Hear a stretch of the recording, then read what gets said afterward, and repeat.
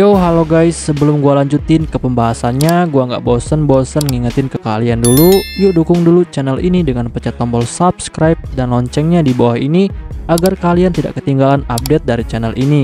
Dan juga like dan share ke kawan-kawan kalian biar di channel ini semakin dikenal banyak orang.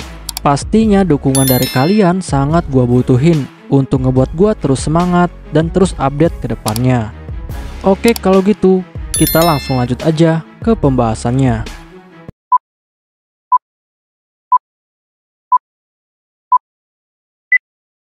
Yo, halo guys, di video gua kali ini gue bakal ngebahas light novel The Eminence in Shadow volume ketiga chapter kelima. Di chapter ini bakal dibahas tentang Ratu Darah bagian kelima. Untuk kalian yang belum nonton chapter sebelumnya, silahkan ditonton terlebih dahulu. Di sisi lainnya, saat ini Kit sudah berhasil masuk ke dalam gudang harta karun milik Ratu Darah yang ada di Menara Merah. Dan ternyata di sini Kit bisa menemukan banyak sekali harta karun dan juga emas yang sangat berlimpah. Sehingga hal ini membuat Kit sangat antusias dan juga jiwa miskinnya langsung meronta-ronta. Dan setelah itu dengan sangat serakah, lalu Kit pun mulai mengumpulkan semua harta karun itu. Tetapi sayangnya di sini dia pun akhirnya menyadari bahwa dia tidak bisa membawa semua harta ini karena kantungnya tidak cukup besar. Lalu setelah itu, Kit pun akhirnya memutuskan bahwa dia hanya akan membawa harta karun yang paling berharga dan juga mudah dibawa. Dan harta karun itu adalah koin emas. Dan setelah Kit selesai mengambil banyak koin emas, dia pun akhirnya lalu memutuskan untuk segera pergi. Walaupun sebenarnya di sini Kit sangat berat untuk meninggalkan harta yang masih tersisa. Tetapi di sini dia juga tidak punya pilihan lain selain meninggalkan semua harta ini. Karena dia juga harus fokus untuk bisa menikmati pertarungannya dengan Ratu Darah. Lalu setelah itu, Kit pun akhirnya mulai mengatur rencana pertempurannya untuk melawan Ratu Darah, agar pertempuran itu terlihat sangat epik. Dan setelah lama berpikir, dia pun akhirnya mendapatkan sebuah rencana yang sangat bagus. Dan rencana itu adalah Kit akan berubah ke dalam mode shadow dan dia akan langsung mendatangi Ratu Darah pada saat tengah malam. Tetapi di dalam rencana ini, dia akan datang secara misterius, sehingga dia bisa menciptakan adegan epik dengan munculnya seorang pahlawan bayangan terkuat yang akan mengalahkan Ratu Darah. Lalu setelah itu, Kit pun memutuskan untuk segera menemukan Ratu Darah lebih dulu daripada yang lain. Karena jika tidak, maka dia takut akan keduluan oleh penantang yang lain, sehingga rencananya akan menjadi hancur. Di sisi lainnya, saat ini Crimson sedang tertawa di atas Menara Merah, dan dia pun mulai bergumam bahwa akhirnya waktu untuk membangkitkan kembali ratunya, yaitu Ratu Elizabeth, akan segera tiba. Bahkan tumbal juga telah dia siapkan, dan juga bulan merah sudah terlihat semakin merah. Lalu setelah itu, Crimson pun langsung membuka peti mati dari Ratu Elizabeth dan langsung mengambil jantungnya. Perlu diketahui bahwa saat ini yang tersisa dari tubuh Elizabeth hanyalah jantungnya saja, karena pusat keabadian dari para vampir ada pada jantungnya. Dan selama jantungnya masih tetap utuh, maka vampir itu akan dapat bangkit kembali. Lalu setelah itu, Crimson pun akhirnya langsung merobek dada dari orang yang akan menjadi tumbal tersebut, dan dia pun langsung mengeluarkan jantungnya. Dan setelah tumbal itu mati karena jantungnya telah dicabut, Crimson pun langsung memasukkan jantung Elizabeth ke dalam tubuh orang itu. Tetapi setelah itu, tiba-tiba saja Crimson melihat bahwa ada seorang pria berjubah hitam datang menemuinya. Lalu Crimson langsung bertanya kepada orang itu, siapakah dia sebenarnya? Tetapi pria misterius itu tidak menjawab. Sedangkan Crimson yang sudah sangat marah, dia pun akhirnya langsung menggunakan cakarnya dan mencoba untuk menyerang pria misterius itu. Dan kita semua sudah tahu bahwa pria itu adalah Shadow. Tetapi sayangnya sebelum Crimson bisa menyerang Shadow, ternyata tubuhnya tiba-tiba terbelah menjadi dua karena serangan super cepat dari Shadow. Dan hal ini membuat Crimson menjadi sangat terguncang. Tetapi setelah itu, Crimson pun langsung mencoba untuk beregenerasi dengan sangat cepat. Bahkan Crimson dengan sangat bangga bilang kepada Shadow bahwa Shadow itu adalah orang yang sangat bodoh, karena dia tidak tahu bahwa vampir itu adalah makhluk abadi dan akan selalu bisa beregenerasi.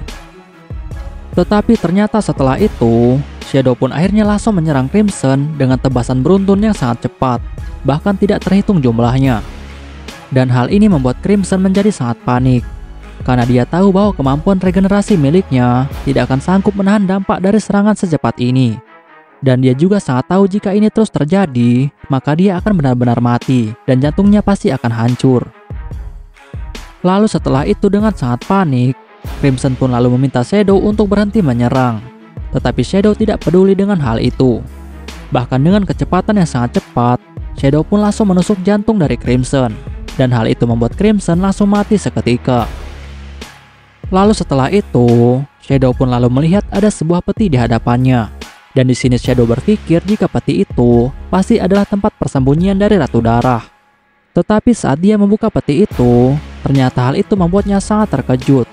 Karena ternyata peti itu tidak berisi apapun, atau bisa dibilang telah kosong. Dan Shadow yang sudah sangat bingung pada saat itu, dia pun akhirnya langsung melihat sekeliling ruangan. Tetapi dia tidak bisa menemukan Ratu Darah di mana-mana. Dan dia hanya bisa melihat sebuah mayat laki-laki yang tidak bernyawa. Lalu karena Shadow tidak bisa menemukan Ratu Darah, dia pun akhirnya memutuskan untuk kembali ke ruang harta karun untuk mengambil beberapa koin emas lagi. Baru setelah itu, maka dia akan mencari Ratu Darah lagi. Dan di sini ternyata Shadow tidak mengetahui jika ternyata jantung dari Ratu Darah sudah ada di dalam mayat itu dan sebentar lagi akan segera bangkit. Di sisi lainnya, akhirnya Claire dan juga Mary saat ini telah berhasil sampai di atas menara merah. Lalu Claire dengan cepat langsung masuk ke dalam ruangan itu sambil memanggil nama adiknya, yaitu Kit Kageno. Dan saat Claire masuk ke dalam ruangan itu, dia pun akhirnya melihat ada sebuah mayat laki-laki yang memiliki rambut hitam yang sama seperti Kit. Dan Claire di sini mengira jika itu adalah mayat dari adiknya, yaitu Kit Kageno. Dan setelah itu, Claire langsung berlari menuju ke mayat itu dan langsung memeluknya sambil menangis. Tetapi tiba-tiba ekspresinya langsung berubah saat dia sadar jika mayat itu bukanlah adiknya, dan dia pun langsung melemparkannya. Lalu setelah itu, Claire pun langsung mulai mencari adiknya di sekitar ruangan itu. Tetapi tiba-tiba, Claire pun akhirnya ditusuk oleh mayat yang sebelumnya telah dia lempar. Dan hal ini membuat Claire sangat terkejut. Lalu setelah itu, mayat itu pun akhirnya langsung berubah menjadi sosok seorang wanita. Dan wanita itu adalah Ratu Elizabeth si Ratu Darah. Dan dengan ini Ratu Darah Elizabeth pun akhirnya telah bangkit sepenuhnya. Sedangkan Claire yang telah terkena tusukan dari pedang, dia pun akhirnya langsung terjatuh dan ditangkap oleh Mary. Dan Mary yang melihat jika ratunya yaitu Ratu Elizabeth telah dibangkitkan, dia pun akhirnya tidak mampu untuk bergerak. Karena dia sangat tahu bahwa saat ini tidak ada seorang pun yang bisa menghentikan vampir terkuat seperti Ratu Elizabeth. Lalu saat Ratu Elizabeth ingin menyerang mereka berdua, tiba-tiba ada 3 sosok wanita bertopeng langsung menahan serangan dari Ratu Elizabeth. Dan ternyata mereka bertiga ini adalah Beta, Rose, dan juga satu pasukan Shadow Garden yang lainnya. Lalu setelah itu, Beta pun langsung memerintahkan 2 bawahannya itu untuk segera menyelamatkan Mary dan juga Claire. Dan Beta pun bertanya kepada salah satu rekannya itu bagaimana keadaan Claire Kageno. Lalu bawahan Beta itu pun langsung menjawab bahwa saat ini Claire Kageno masih bernapas, tetapi Claire saat ini sangat membutuhkan pertolongan. Beta yang mendengar hal itu, dia pun akhirnya langsung mengerti. Tetapi Beta lalu bilang kepada 2 rekannya itu bahwa dia tidak yakin apakah mereka semua bisa melarikan diri dari Ratu Darah. Dan dalam keadaan genting seperti ini, Beta pun akhirnya memutuskan untuk bertarung. Lalu setelah itu Beta langsung memerintahkan 2 bawahannya itu untuk segera bersiap-siap bertarung dengan Ratu Darah. Tetapi Mary langsung memberikan sebuah peringatan kepada Beta bahwa mereka tidak akan mampu untuk melawan Ratu Darah. Tetapi Beta dengan sangat dingin lalu menjawab bahwa walaupun mereka tidak cukup kuat untuk melawan Ratu Darah, tetapi ini tetaplah misi mereka, dan mereka harus bisa menyelesaikannya. Sedangkan di dalam pikiran Beta saat ini, dia sangat merasa bersalah kepada Claire Kageno. Karena jika saja mereka tidak datang terlambat, maka Claire tidak akan menjadi sekarat seperti ini dan juga hampir mati. Padahal Claire itu adalah kakak dari tuannya, dan hal ini membuatnya sangat malu kepada tuannya jika dia tidak bisa menyelamatkan Claire Kageno. Lalu setelah itu Beta berpikir bahwa alasan tuannya belum datang ke sini adalah karena tuannya pasti memiliki masalah lain. Dan itu artinya tuan mereka telah menyerahkan tugas ini untuk bisa melawan Ratu Darah. Lalu dengan tekad yang sangat kuat, Beta pun langsung bersiap untuk bertarung melawan Ratu Darah. karena dia berpikir bahwa satu-satunya cara untuk bisa menebus kesalahannya kepada tuannya, maka dia harus bisa mengalahkan Ratu Darah. Dan singkatnya akhirnya terjadilah pertarungan antara Beta dan juga dua rekannya melawan Ratu Darah. Dan pertarungan ini berlangsung dengan sangat sengit. Tetapi tidak lama setelah pertarungan itu dimulai, akhirnya Beta dan juga dua rekannya mulai terpojok. Dan saat Ratu Darah ingin menyerang balik, untungnya di sini Rose langsung membatalkan serangan itu dan langsung melakukan serangan berikutnya. Dan hal ini akhirnya bisa melukai Ratu Darah. Tetapi tidak lama, Ratu Darah pun akhirnya langsung beregenerasi, dan hal ini membuat mereka bertiga menjadi sangat terkejut. Tetapi tiba-tiba, datang lagi seorang wanita ke tempat itu, dan wanita itu bilang kepada Beta bahwa dia juga akan ikut bertarung. Dan ternyata wanita itu adalah Yukime si rubah salju, pemimpin dari Menara Putih. Sedangkan Beta yang melihat Yukime, dia pun lalu menatap Yukime dengan tatapan curiga. Tetapi Beta lalu memutuskan untuk membiarkan Yukime membantu mereka menghadapi Ratu Darah. Tetapi tidak lama, datang lagi seorang pria ke tempat itu.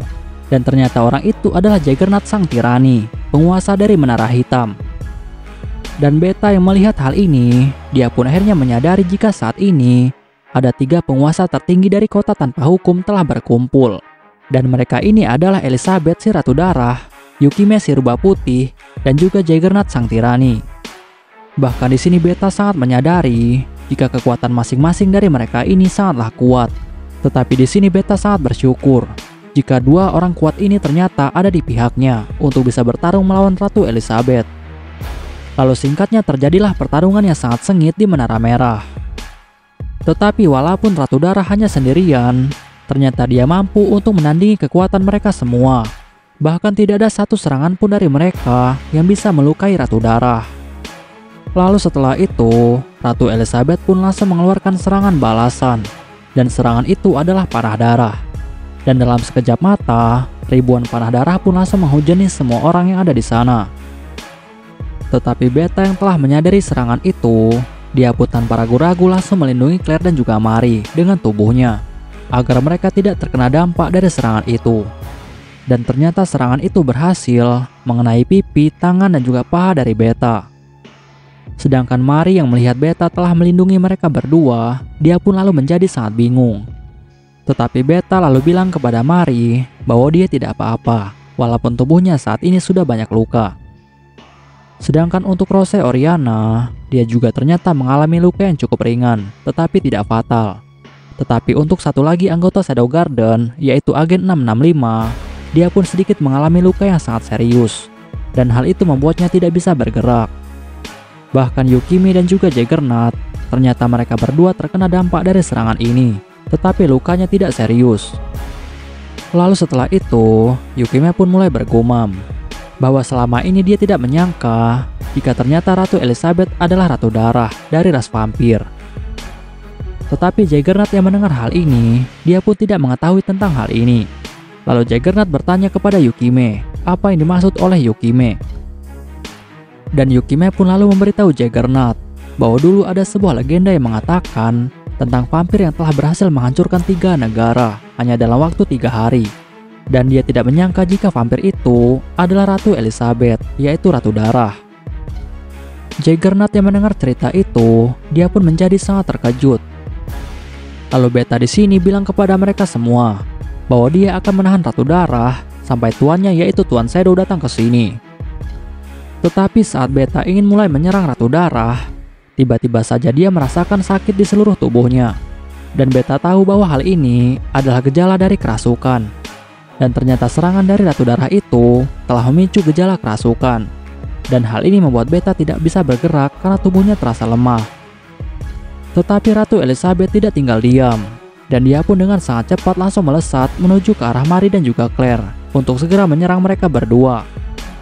Sedangkan Beta yang melihat hal itu, dia pun langsung berteriak ke arah Claire untuk memberikannya peringatan. Tetapi saat dia melihat ke arah Claire, ternyata Claire juga telah terkena gejala kerasukan. Dan karena Beta merasa tidak mampu untuk bisa melindungi Claire, dia pun lalu di dalam hatinya langsung meminta maaf kepada tuannya bahwa dia telah gagal untuk melindungi kakaknya. Oke guys, pembahasan di chapter kali ini selesai sampai di sini dulu. dan bakal dilanjut lagi di chapter selanjutnya. Untuk kalian yang ingin membaca novelnya atau mau membaca judul novel yang lainnya, kalian bisa klik link yang sudah gua sediakan di deskripsi. Tetapi sebelum kalian tutup video ini, tolong beri dukungan kalian untuk channel ini dengan cara pencet tombol subscribe dan juga aktifkan loncengnya. Dan juga jangan lupa untuk like video ini dan beri komentar untuk membangun channel ini lebih maju lagi. Dan untuk kalian yang ingin membantu channel ini dengan cara berdonasi, silahkan cek link donasinya yang udah gue sediakan di deskripsi. See you next time, bye bye.